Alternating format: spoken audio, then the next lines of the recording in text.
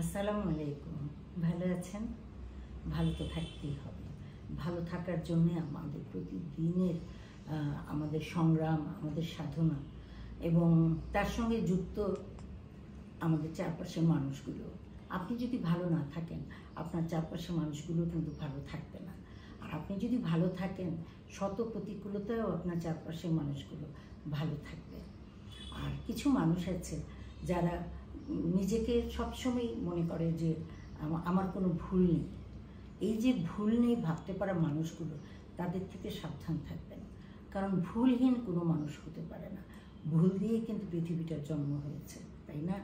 হযরত আদম আলাইহিস সালাম এবং বিবি হাওয়া যে ভুলটা করেছিলেন, তার থেকে কিন্তু দুনিয়ার সৃষ্টি। তো সুতরাং ভুল হবেই, কিন্তু সেই ভুলের মাত্রাটা কতটুকু সেটুকু আপনাকে জানতে হবে এবং সেই মাত্রা ধরেই আপনাকে আনতে হবে। জানান থেকে আপনি যদি সচেতন থাকেন, তাহলে কোনো প্রকার ভুলই আপনাকে ছুঁতে পারবে না। আর ওই যে বললাম, কিছু কিছু মানুষ যারা নিজেকে সবসময় মনে করে যে আমার কোনো ভুল নেই, আমার কোনো কি বলবো, খারাপ কোনো কিছু নেই, আমি সব কিছুতেই আমি সঠিক, এই ধরনের মানুষকে এড়িয়ে চলবেন। কারণ সঠিক মানুষ হতে পারেই না, সঠিক মানুষ হতে পারে না, কোনোভাবেই পারে না।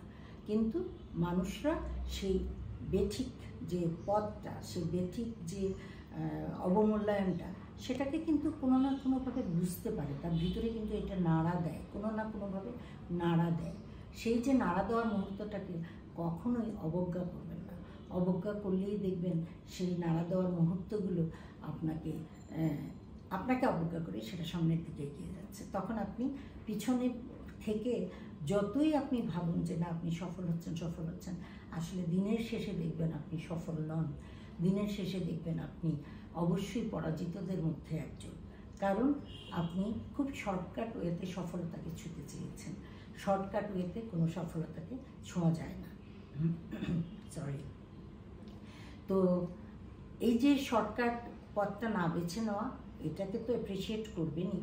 আরেকটা ব্যাপার হচ্ছে যে খুব শর্টকাট ওয়েতে কিছু মানুষ আপনাকে পথ দেখাতে চেষ্টা করবে যে এইভাবে না, এইভাবে করলে পরে আপনার জীবনটা এরকম হবে, এভাবে করলে পরে আপনার জীবনটা ওরকম হবে, কি দরকার, এইভাবে গেলে পরে এই জিনিসটা তুমি এত তাড়াতাড়ি পেয়ে যাচ্ছ। এরকম লোকের কিন্তু অভাব হয় না জীবনে, অভাব হবেও না। কিন্তু তাদের থেকে সাবধান, তাদের থেকে একদমই সাবধান। আপনার যত রকমের প্রশ্ন আছে, সব ধরনের প্রশ্নের জবাব কিন্তু আপনার মনেই আছে, আপনার বিবেকে আছে। আপনি নিজের মনকে, বিবেককে যদি সবসময় জাগ্রত রাখেন এবং তাদেরকে জিজ্ঞেস করে যদি আপনি পথ চলেন, ভুল আপনার হবে না, কখনোই ভুল আপনার হবে না। কারণ প্রতিটি মানুষের ভিতরেই একটি সুন্দর মনন থাকে। সেই মননটাকে আসলে আমরা কখনো হত্যা করে ফেলি, সে মননটাকে আমরা কখনো ঠিক অবজ্ঞা করে চলি। সেটা যেন কখনো না হয়। এই অবজ্ঞাটুকু কখনোই করবেন না। নিজের মনটার কথা শুনুন, দেখবেন সেই শোনাটাই কিন্তু আপনার সঠিক শোনা হয়েছে। সেই সঠিক শোনাটাকে আপনাকে বাঁচিয়ে রাখতেই হবে। সুন্দরভাবে নিজের মনের কথা শুনুন, বিবেকের কথা শুনুন, নিজের খুব মনের কাছাকাছি যে টুংটাং বেজে চলেছে সেটাকে মান্য করুন। দেখবেন সুর আপনার জীবনে ছড়িয়ে গেছে, আপনার জীবনটা হয়ে গেছে একটি সুন্দর গানের মতনই, খুব ভালো লাগার।